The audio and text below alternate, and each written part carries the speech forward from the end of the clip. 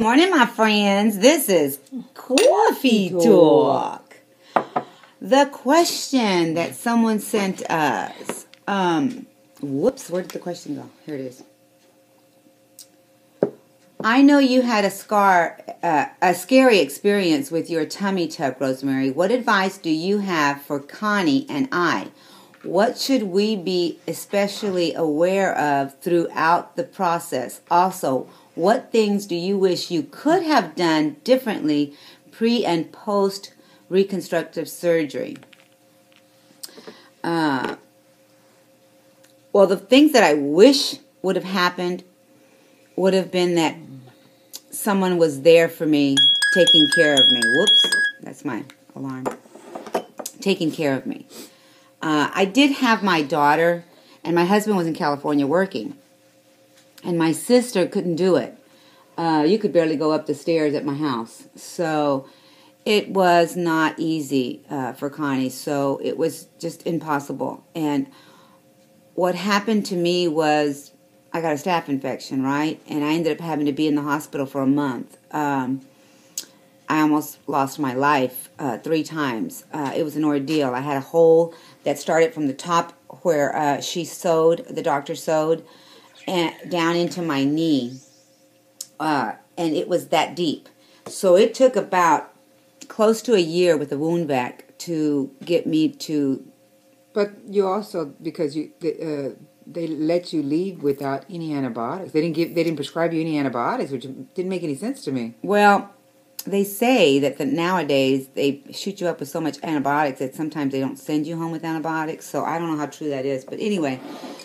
That happened back in 2005. And so, anyway, and you know, that's the only thing that probably I really, really regret is not making sure that there was an adult. My daughter was there, but you know, you don't trust your body or your care to a teenager unless she is really prepared to be there 24/7 with you. She did her best, I guess, but her age didn't help her. You know, she would be in the dining room or den.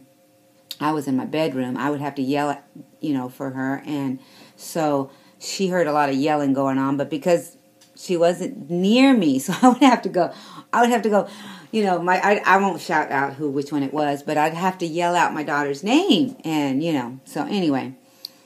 But the staph infection wasn't her fault. It was just I wish that I had somebody to take care of me. So I'm glad I'm here for Connie. That's one of the things. I'm glad you're here too, my sister. So that's one of the things that I'm going to change about this situation. That, I'm going to be here for her as much as I can.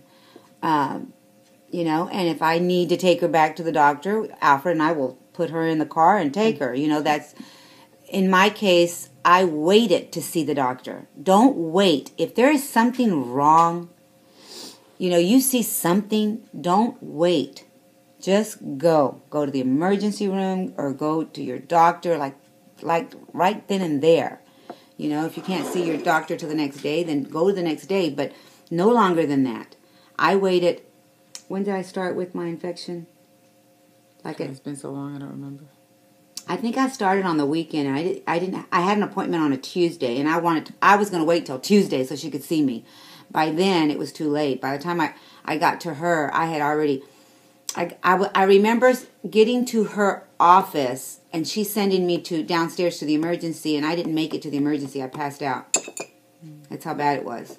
So, anyway, I hope I answered your question. I think that was it, right? That was the... let me look at the first part. And I say, what makes me so nervous, it's not the actual surgery that I'm having surgery. It's the waking up and the pain I'm going to be in. That's what's scary to me.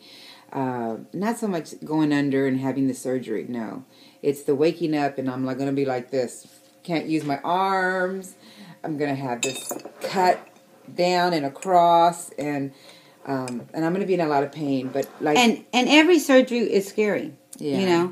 And the only advice I could give you, is that first of all, do everything the doctor tells you. if you do have somebody taking care of you, they're going to know when to give you your medicine, or they're going to ask you, right? In my case, my husband did come and see me, and he had to go back to work, right? And he got all my prescriptions. And what he did is he put a what do you call them? A tray table on the bed. Oh, yeah. Because we had a big bed. So I could put a tray table on the side of me, and I couldn't feel it. No big deal. So when I would wake up, I didn't know if I was waking up in 10 minutes or if I had slept an hour. I didn't know. But I was in so much pain, I reached over and took a pain pill.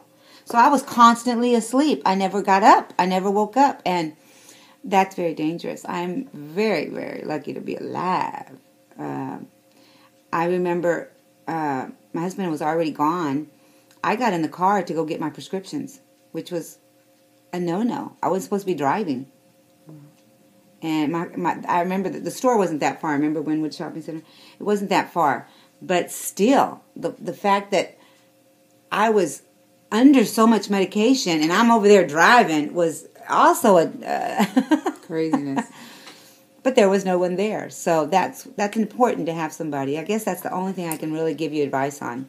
I'm sure someone else could give you better advice, but that was my thing. That was my issues. And you'll be fine.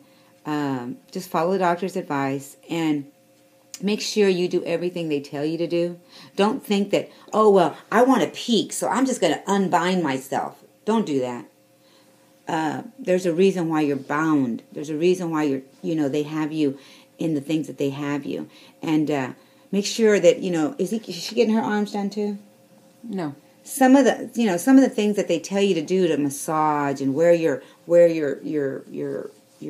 shirt thing that they give you, those things are important to do. So just follow your doctor's advice. I hope I could help you, Esperanza. I love you. And her name ain't Esperanza. I was fixing to tell you, Courtney. Her channel name is Esperanza Journey. Esperanza's Journey. I don't know. Or Esperanza's Body. Esperanza's Body. I love you, girl. You're going to be fine. Call us. Bye. And we'll, say it, be back. Together. 1, 2, 3. And we'll be back.